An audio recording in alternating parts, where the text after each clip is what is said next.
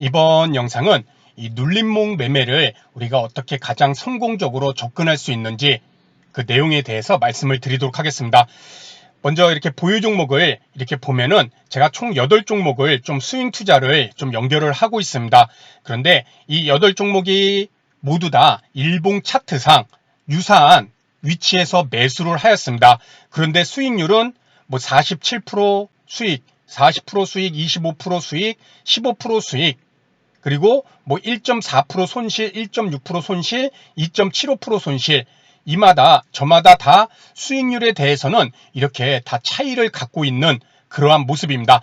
일봉 차트상 유사한 위치, 이 종목들 모두 다 일봉 차트상 이 21선, 이 21선이라는 눌림목 구간대에서 다 매수를 해줬는데, 보통은 21선 위에서 눌림목을 공략한 종목들이 대부분이고, 또 일부 종목은 21이평선 아래, 바로 아래에서 공략한 종목도 몇 종목이 있습니다.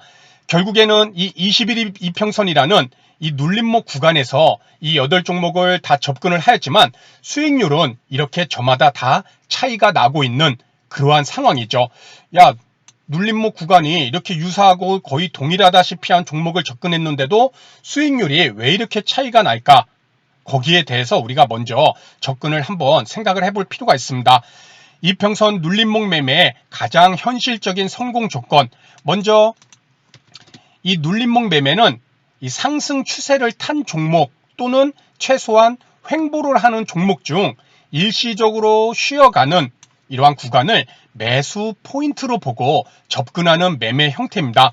그래서 그 전제 조건은, 우리가 눌림목 매매를 하는 전제 조건, 일시적 조정 이후에 재상승할 것이라는 기대를 갖고 매매를 하는 것이겠죠.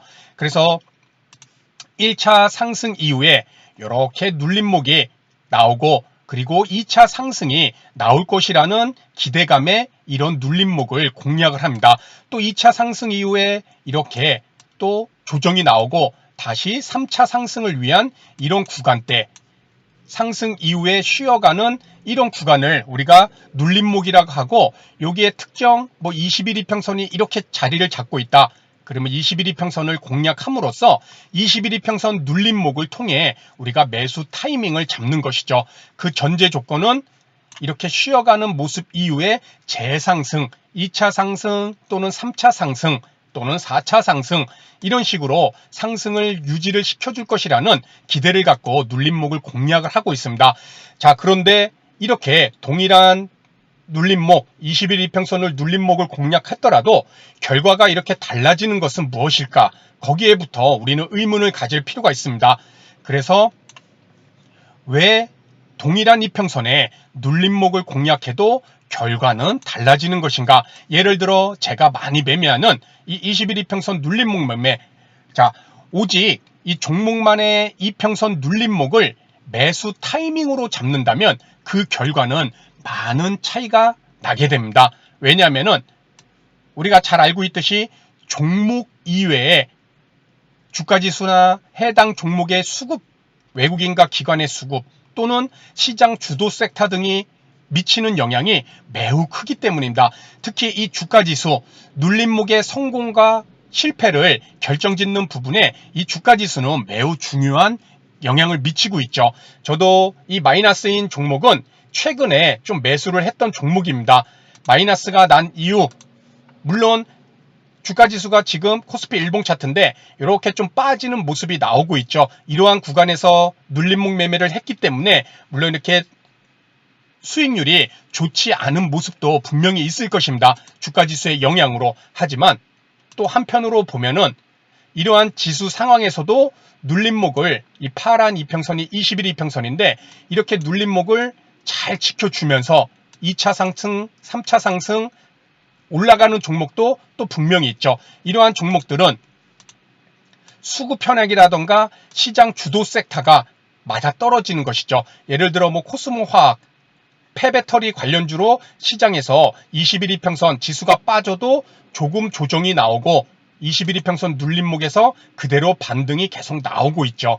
그렇죠? 뭐 코스모 신소재, 배터리 2차전지 관련주로서 지금 시장에서 주목을 받는 것들이 이런 2차전지 관련주들이 눌림목 매매 21 이평선에서 눌림목을 또 이렇게 잘 지켜주면서 올라가고 있는 모습이 보여주고 있잖아요. 그렇죠? 이렇듯이 동일한 21 이평선이더라도 이 주가지수, 첫 번째는 큰 틀에서 주가지수, 그리고 수급 현황, 뭐 코스모학도 수급도 기관의 수급이 뒷받침이 되고 있고, 그리고 시장 주도 섹터가 맞아 떨어지는지, 이것 또한 우리가 종목 이외에 분석을 반드시 해줘야 됩니다. 그렇기에 눌림목 매매는 기준 이평선을 지지하고 재상승할 것이라는 이런 확률적 접근을 생각을 해야 되지, 이것이 100% 내가 접근한 그 특정 이평선이 100% 지지에 성공할 것이라는 믿음은 위험할 수 있다. 이것을 머릿속에 항상 갖고 있어야 된다는 것이죠. 내가 20일 이평선 눌림목에서 접근을 했더라도 다음날 지수가 빠진다면은 확률적으로 눌림목을 지지에 성공할 확률은 매우 낮아질 수밖에 없다는 것입니다. 지수를, 우리가 주가 지수를 내가 어찌할 수 없기 때문이겠죠. 그렇죠? 따라서 눌림목 매매의 기준이 되는 이평선을 이탈한다면 빠른 결정을 내릴 수 있는 대응을 미리 머릿속에 준비해 놓고 있어야 한다는 것입니다. 자, 요 아래 마이너스인 종목들, 일단 제가 21 이평선 눌림목을 공략한 종목들인데, 만약 다음 주죠. 추석 연휴인 내일 월요일 마치고 화요일 날에도 제가 21 이평선을 이 종목들, 손실난 종목들이 이탈을 만약에 한다 그러면 저는 전략을 이미 머릿속에 갖고 있어야겠죠. 아, 이 종목 21 이평선을 지지하고 2차 상승이 나올 줄 알고 매수를 했는데 21 이평선을 그대로 이탈하고 장중에 회복하지 못하는 모습이 보인다. 분봉이 역배열로 꺾여서 계속 계단식 하락을 한다. 그렇다면은 손절을 한다던가 어떤 대응을 미리 머릿속에 갖고 있어야 된다는 것이겠죠. 그렇죠. 왜? 눌림목 매매는 확률적 접근이지 100%라는 지지에 성공할 것이라는 이러한 성공적인 믿음을 갖고 있는 것은 아니기 때문입니다.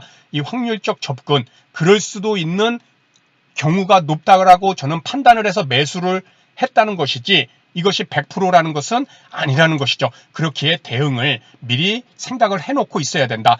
그렇기에 성공적인 눌림목 매매를 위해서는 해당 종목의 눌림목 이평선 분석과 함께 동시에 그 외적인 부분도 함께 살피는 것이 반드시 필수적인 요소라는 것입니다. 위에 나왔던 이러한 대표적인 세 가지, 주가지수는 내가 눌림목을 공략했던, 종목에 공략했던 시점에 어떠한 모습이 만들어지고 있는가, 또 앞으로는 어떠한 확률로 지수가 움직임이 나올 것인가, 하락 추세인 것은 아닌가, 그렇죠. 그리고 수급은 어떤가, 외국인 기관의 매도가 강하게 계속적으로 나오진 않는가, 또 공매도는 강하진 않는가, 그리고 시장 이 눌림목에 있는 종목이 시장 주도 섹터로 자리를 잡고 있는가, 아니면 시장의 소외 섹터이면서 일시적인 눌림목을 만든 것은 아닌가, 이러한 것들도 이 종목과 함께, 종목의 특정 이평선과 함께 동시에 분석을 해줘야 그 눌림목에서 반등이 2차, 3차 상승이 나올 수 있는 확률을 분명히 높일 수가 있다는 것입니다. 자, 그래서 오늘은 제가 이 눌림목 매매를 매우, 제가 어떻게 보면 주력 매매 방법인데 그럼에도 이렇게 수익률에 차이가 나는 그러한 부분을 다시 한번 생각을 하게 되면서 이렇게 영상을 다시 한번 만들면서 저 또한 한편으로는 반성도 하게 하면서 또 앞으로는 이러한 내용들에 최대한 적합한 종목을 선정하려는 그러한 생각이 반드시 필요하지 않을까, 이러한 생각에 오늘 눌림목 매매에 대해서 말씀을 드렸습니다. 그래서 오늘 이 내용이 우리 여러분들이 눌림목 매매를 할 종목을 선택했을 시 보다 더 확률을 높이는 그러한 종목을 선택할 수 있기를 바라면서 오늘 내용은 여기서 마치도록 하겠습니다. 그럼 다음 시간에 더 좋은 내용으로 인사를 드리도록 하겠습니다. 감사합니다.